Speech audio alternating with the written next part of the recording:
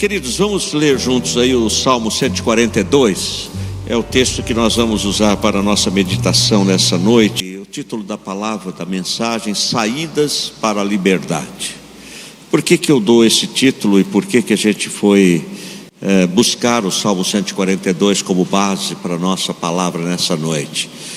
Cada vez mais nós temos encontrado pessoas que dizem do seu cansaço, pessoas cansadas, pessoas que estão enfrentando situações que vão se arrastando, situações que parecem permanecer, e essas situações vão exaurindo as forças, não é? Nós sabemos que não existe apenas um cansaço, nós sabemos que existem vários tipos de cansaço. Existe aquele cansaço do seu trabalho, durante o dia que você trabalhou, um esforço físico, e aí você chega em casa, toma um banho, come ali uma refeição que te revigora, e uma boa noite de sono, e no outro dia você está novamente em folha. Mas existe aquele cansaço que é o cansaço da alma, né? É o cansaço que não é uma noite de sono que restaura as forças. Precisa-se mais de uma noite de sono. E esse cansaço vai alterando aí a nossa condição física, nosso modo de ser. Nós vamos enfrentando aí situações que vão minando as nossas forças, né? Quando estamos cansados fisicamente, espiritualmente, a gente não tem a melhor decisão, não toma a melhor decisão. A gente toma uma decisão em cima daquele momento que a gente está vivendo. Existe um livro chamado Sociedade do Cansaço, é de um filósofo sul-coreano, Byung-Chul Han. Ele é radicado na Alemanha, mas ele escreveu esse livro, e a tese do seu livro, deste autor, é de que nós vivemos numa sociedade do desempenho. E essa sociedade do desempenho sempre coloca diante de nós situações inusitadas, e essas situações elas vão nos consumindo. É quase que uma autoexploração por excesso de positividade. Você tem que ser um camarada o melhor, você tem que ser uma pessoa extremamente competente, você tem que ser alguém que consiga superar todos os seus obstáculos. Você está sempre colocado diante de situações que vão exigir de você, e essa positividade que muitas vezes somos colocados, somos expostos, isso é uma violência contra nós mesmos, porque nós precisamos ser os melhores, a superprodução, o super desempenho, a supercomunicação. Então nós vivemos numa sociedade do desempenho. Nós somos medidos o tempo todo, porque nós temos que produzir mais do que nós temos produzido. Nós temos que ser os melhores em todas as coisas, e isso vai provocar aquilo que hoje é conhecido como a síndrome de burnout, né? As pessoas estão vivendo esse tipo de situação, de depressão, e também o transtorno de déficit de atenção e hiperatividade, o TDAH, né? Estão diretamente ligados com essa ideia de que nós somos super-homens, super-mulheres. Nós precisamos nos superar o tempo todo. A partir da pandemia, as empresas descobriram que os funcionários em casa, eles produzem muito mais do que estando no ambiente de trabalho.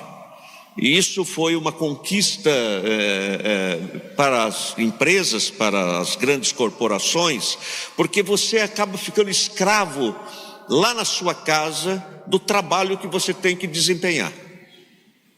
Então é sempre uma meta, é sempre algo que você tem que fazer, é sempre algo que lhe é imposto. E é comum, mesmo as pessoas trabalhando em casa, você encontrá-las com o computador na mão. você encontrá-las até altas horas da noite, fazendo um trabalho que tem que ser entregue. E as pessoas estão altamente contaminadas nessa sociedade do mundo digital. Nunca se falou tanto em burnout, nunca se falou tanto em depressão, nunca se falou tanto em TDAH. É sempre alguma coisa aí de alguém se diagnosticando diante dessas situações que estão sendo colocados diante disso. Esse filósofo, ele diz que Byung-Chul Han, ele chama isso de infarto da alma. Infarto da alma. Então as pessoas estão cansadas, espiritualmente, fisicamente, as pessoas estão no seu limite. Esse Salmo 142 é muito precioso, porque nós vamos encontrar aqui Davi vivendo um tempo de extremo, de uma cobrança extrema, de uma situação onde ele estava exposto a descobrir saídas para superar um estresse que ele estava vivendo, o momento que ele estava vivendo.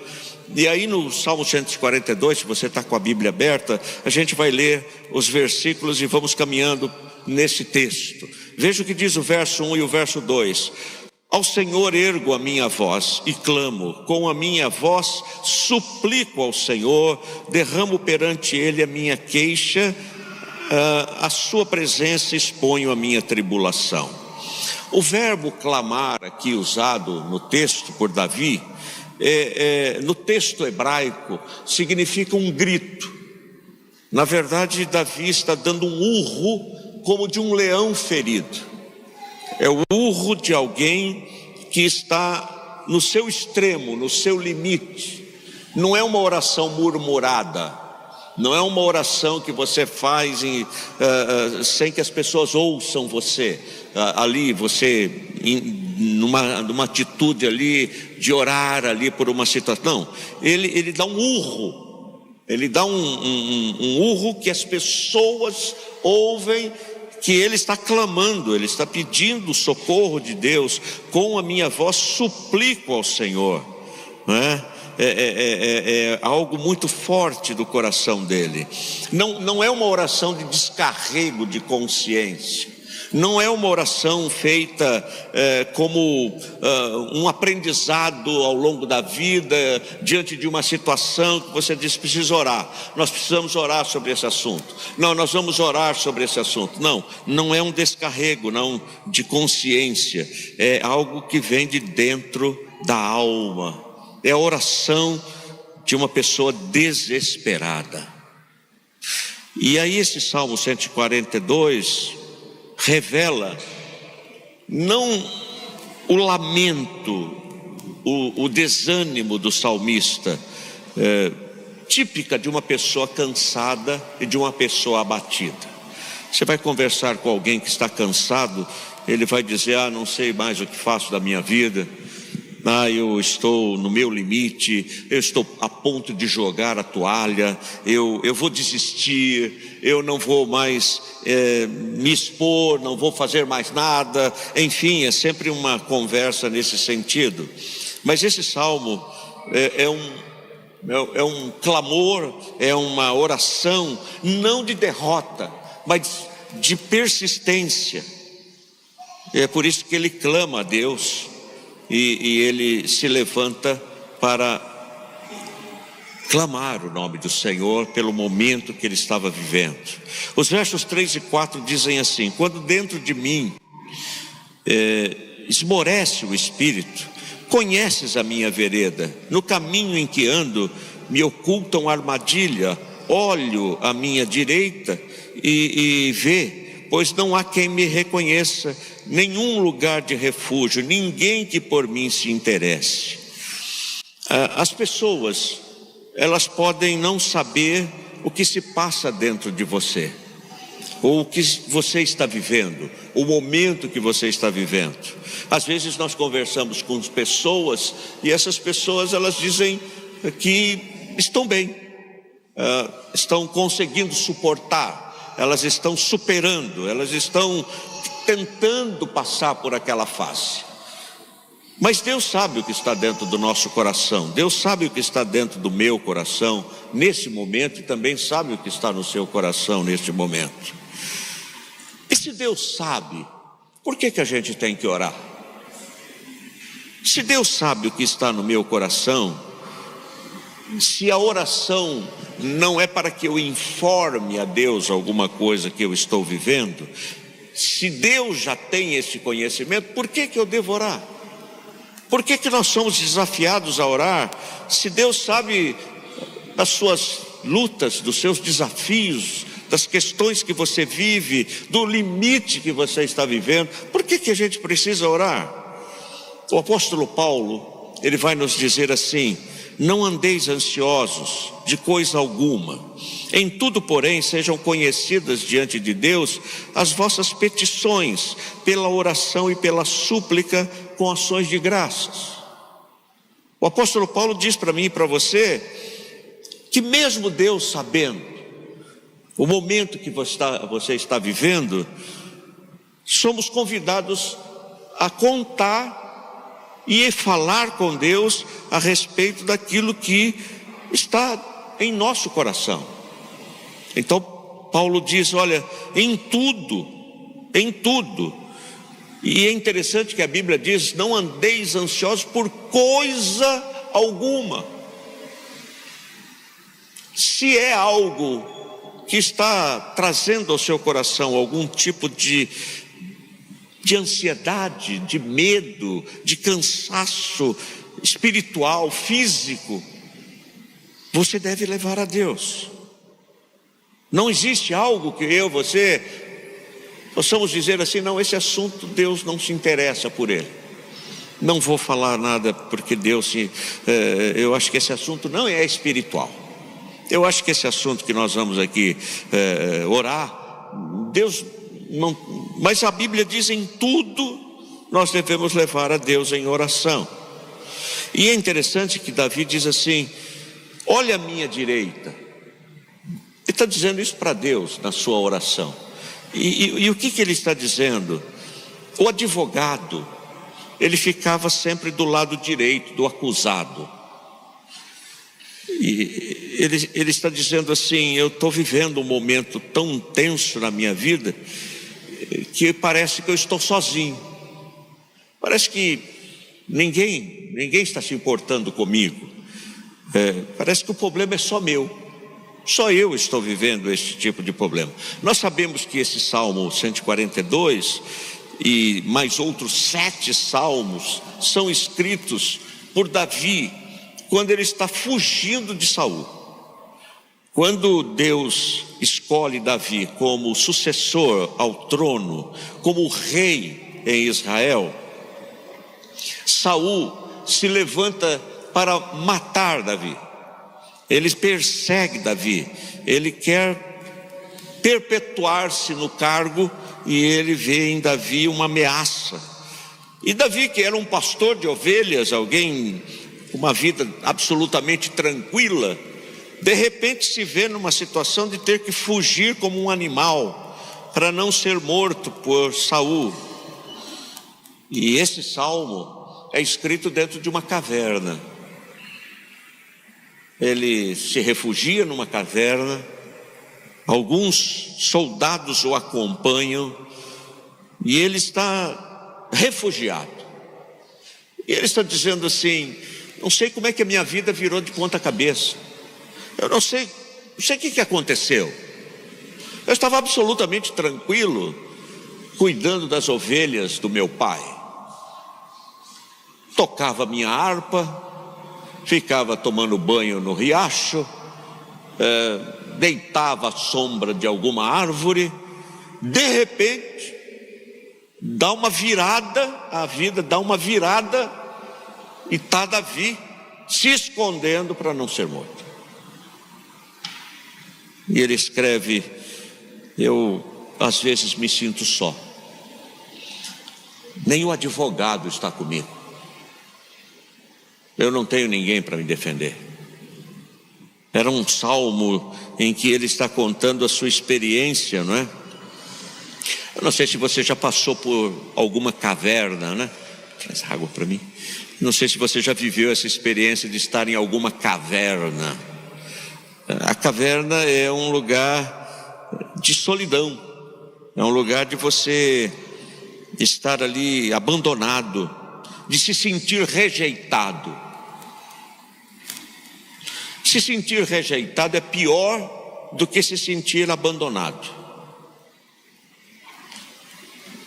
Há um grau maior de desalento às pessoas que foram ou são rejeitadas. O abandono é uma experiência dolorosa, mas ser rejeitado é em algum momento ter sido alimentado uma expectativa que não se concretizou. E isso foi uma experiência em que você se sentiu descartado, né? Fora do projeto. Obrigado, queridão. Obrigado, irmão. Versos 5 e 7. A ti clamo, Senhor, e digo: tu és o meu refúgio, o meu quinhão na terra dos viventes. Atende o meu clamor, pois eu me vejo fraco. Eu gosto dessa palavra. Eu me vejo fraco. Eu e você não precisamos o tempo todo estar alardeando que somos tão fortes assim como as pessoas imaginam que nós sejamos. Não, eu sou fraco. Livra-me dos meus perseguidores, porque são mais fortes do que eu.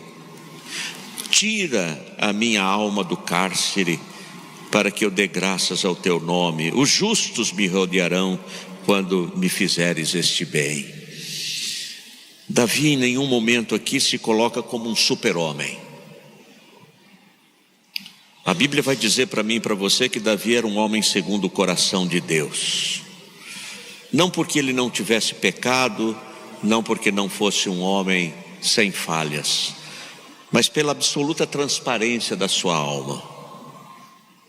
E ele está dizendo assim: é verdade que eu matei um gigante aí, eu atropelei um cara aí que estava se achando o bom. Mas ele não se coloca assim. Ele diz: eu sou fraco, eu preciso ser socorrido. Tira minha alma do cárcere. Tira minha alma do cárcere. Irmãos, o que a gente aprende nessa experiência de uma sociedade que vai cada vez mais nos escravizando diante de modelos que nós devemos seguir, tentando de alguma maneira dizer para todo mundo que nós somos assim, super-homens, super-mulheres. Nós precisamos, na oração de Davi, aprender a intercalar suspiros da alma com a exaltação da glória de Deus. Davi, ao mesmo tempo que ele é absolutamente transparente em relação ao momento que ele está vivendo, ele, ato contínuo, exalta o nome de Deus. A oração de Davi está intercalada entre dizer o momento que ele estava vivendo, a dor que ele estava sentindo, a situação de se sentir desamparado, rejeitado, discriminado, mas ele exalta Deus. Ele não deixa de exaltar Deus.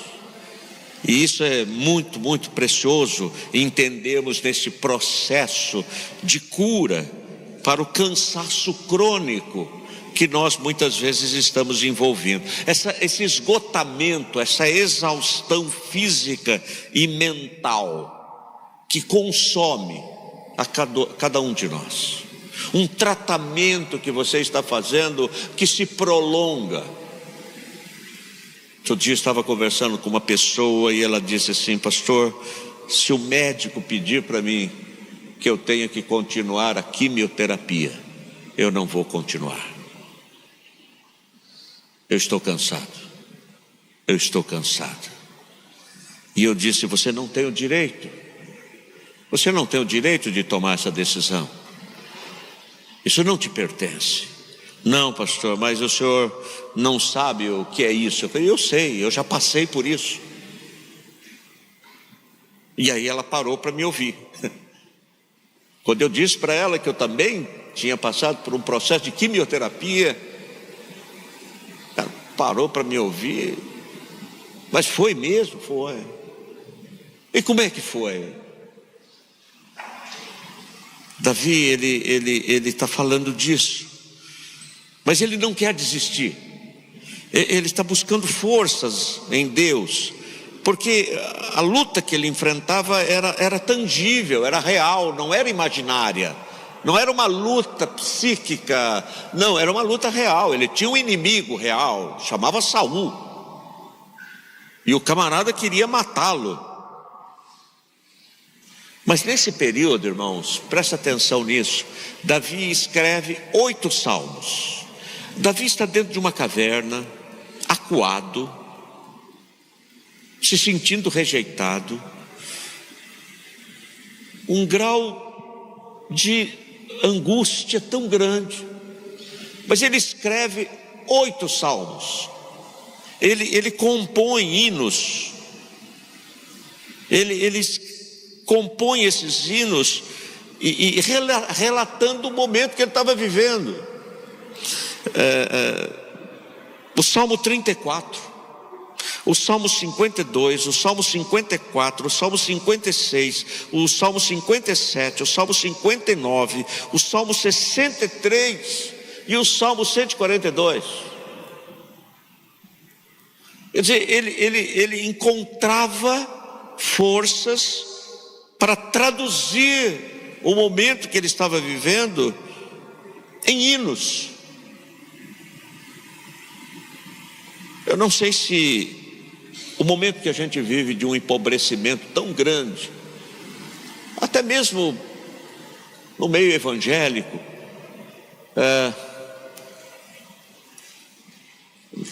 não é fruto de pessoas que realmente perderam essa capacidade contemplativa de Deus.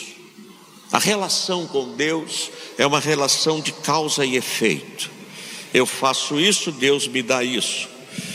Eu cumpro essa obrigação, Deus tem essa obrigação também para comigo. E não é essa a relação que a Bíblia nos ensina com Deus. Nós não podemos nunca perder a capacidade de contemplar a grandiosidade de Deus e de agradecer a Deus até mesmo pelas questões que nós não conhecemos, nós não sabemos. Ele tem a coragem de traduzir o momento dele, de contar a dor da alma dele, mas de exaltar o nome do Senhor. Veja os salmos aí, a gente vai pensar alguns dos textos. Pode voltar uma tela, isso, olha lá, ó. Quando eu ficar com medo, Salmo 56, 3, tem o Salmo 34 ainda, tem mais uma tela antes, aí. Clamou este aflito e o Senhor ouviu e o livrou de todas as suas angústias. Salmo 34. Eu estou pensando alguns versículos desses salmos, onde Davi está falando da experiência dele, do momento dele, da dor dele, do abandono que ele estava se sentindo abandonado, mas ele está contemplando Deus. Veja bem: sempre te louvarei, porque assim o fizestes na presença dos teus fiéis, esperarei no teu nome, porque é bom.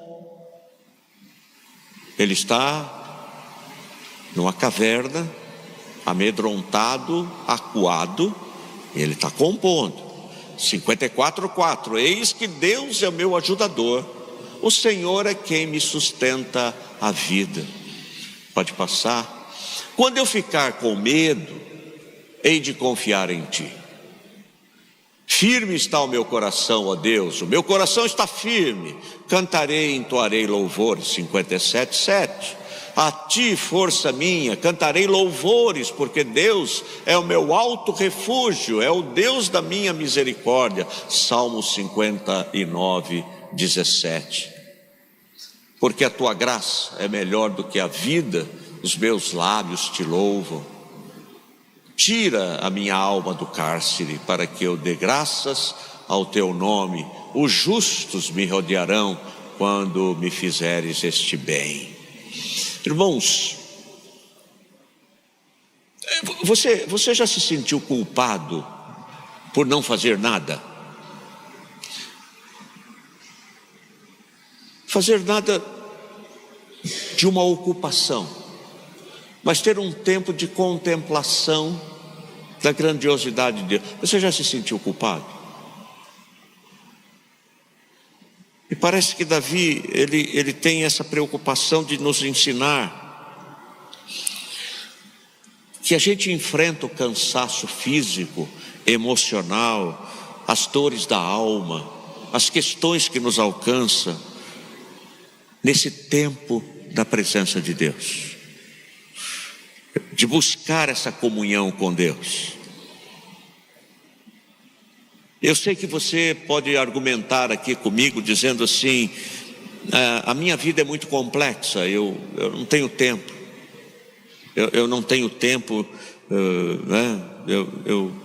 Eu corro muito, eu tenho muitas atividades, eu estou sempre envolvido com alguma coisa. Eu sei que sempre nós falamos isso, as pessoas falam sobre isso.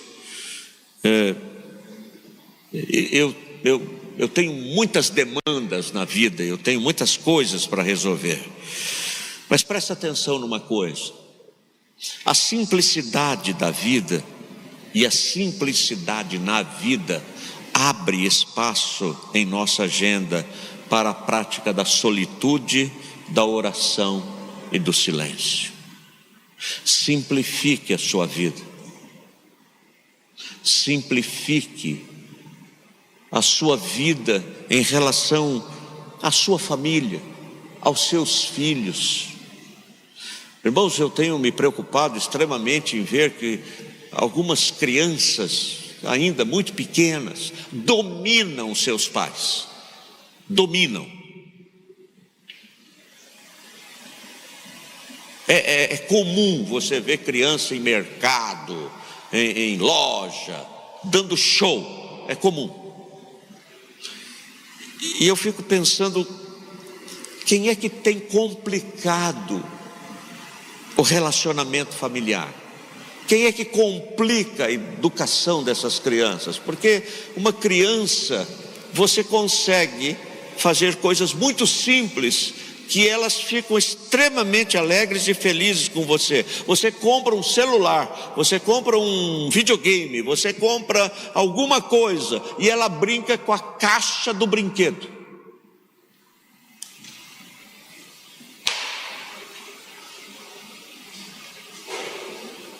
Se você pegar uma folha de caderno, uma folha de papel sulfite e fazer um desenho com essa criança, ela vai ficar entretida ali. Ela vai ficar brincando. Mas a gente complica isso. A gente vai complicando a vida. Interessante que a palavra masquim, que aparece nos Salmos, é um termo técnico usado no livro dos Salmos para designar uma composição poética, mas com o objetivo de ensinar uma lição. Como é que eu e você enfrentamos uma sociedade que nos estimula e estimula os nossos filhos o tempo todo à hiperatividade? Como é que a gente enfrenta isso? Eu me lembro que minha mãe me levava ao médico e a gente ia ao médico depois de marcar essa consulta. E era uma consulta em que o médico virava você de ponta cabeça, porque não existia tantos recursos tecnológicos e o médico tinha que descobrir a sua doença. Hoje você faz consulta online. Que consulta é essa? Que consulta é essa? Uma consulta online. E é capaz do médico atender você e mais 3 pacientes ao mesmo tempo. Isso acontece com a gente. A gente está atendendo um celular, tem um outro celular tocando, tem alguma coisa acontecendo e você está em todas essas coisas, fazendo tudo ao mesmo tempo, né? Como é que a gente enfrenta isso, pastor? Vamos lá então, rapidinho. A gente está faltando alguns minutos aí. Descanse regularmente. Eu não sei como é que é a sua agenda de trabalho, não sei quantas horas por dia você trabalha, não sei quais são as atividades que você tem, mas procure estipular um tempo de descanso para que você recomponha as suas forças. Ensine os seus filhos pequenos a dormir à tarde, período. Desliga a televisão, tira o celular, faz alguma coisa, porque se você não descansar, pelo menos por um curto período, essa tensão não diminui na sua cabeça. Faça uma lista das prioridades. O que você tem que fazer amanhã, dia 1º? Quais são as suas tarefas dessa semana? Isso vai ajudar você a manter o controle sobre a situação. Torne a sua vida mais simples. Torne a sua vida mais simples. Seja realista diante das suas limitações. Eu não posso. Isso eu não consigo. Isso está além do que eu posso fazer. A gente vai assumindo um monte de coisa e abraçando um monte de situações e se descobre incapaz de cumprir essa agenda.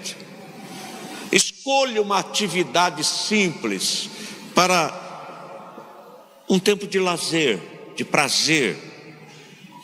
Mas essa atividade física, essa atividade de lazer, não é para satisfazer um desejo de você competir. Tem gente que compete com ela mesma.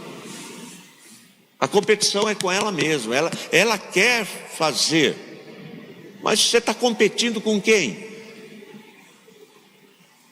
Se é um lazer, faça isso como lazer. Fale dos seus problemas com alguém. A simples troca de ideias é um desabafo, e isso faz bem para a gente. A palavra de Deus assim nos ensina. Certeza inabalável, Deus em 2025 estará lá. Vamos orar?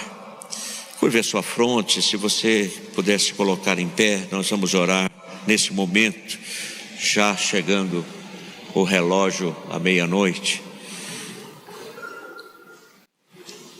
Pai querido, nós te agradecemos por essa noite tão especial. O Senhor nos permitiu estar aqui.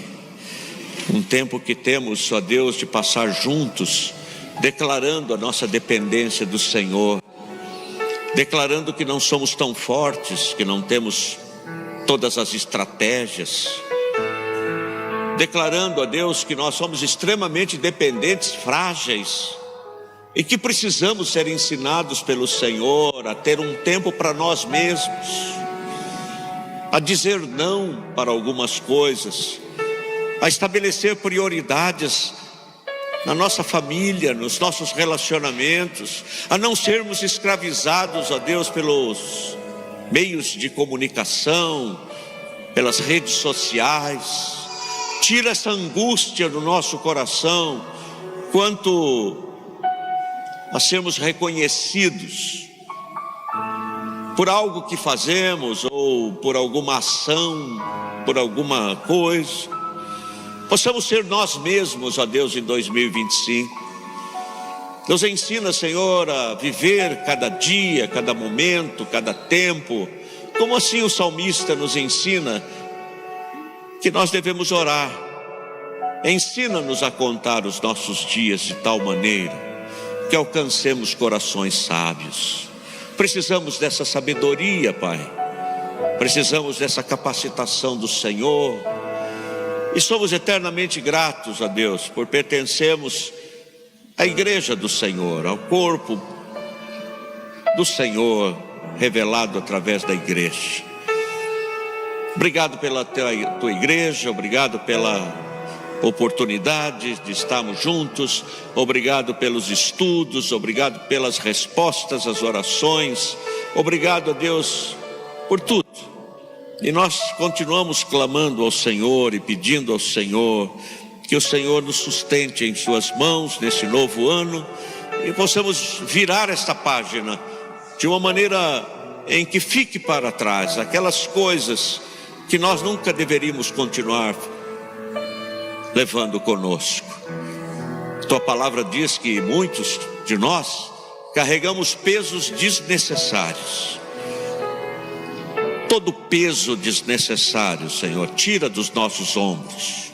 A tua palavra diz: vinde a mim, todos que estão cansados, sobrecarregados, eu vos aliviarei. Aprendei de mim, que sou manso e humilde de coração, e encontrareis descanso para as vossas almas, porque o meu jugo é suave, meu fardo é leve. Obrigado, Senhor, por Jesus. Obrigado porque nós podemos aprender de Jesus. Que possamos fazer isso em 2025, como igreja, como povo do Senhor. Nós te louvamos, nós te bendizemos, e assim nós o fazemos, na autoridade do nome de Jesus. Amém. Amém.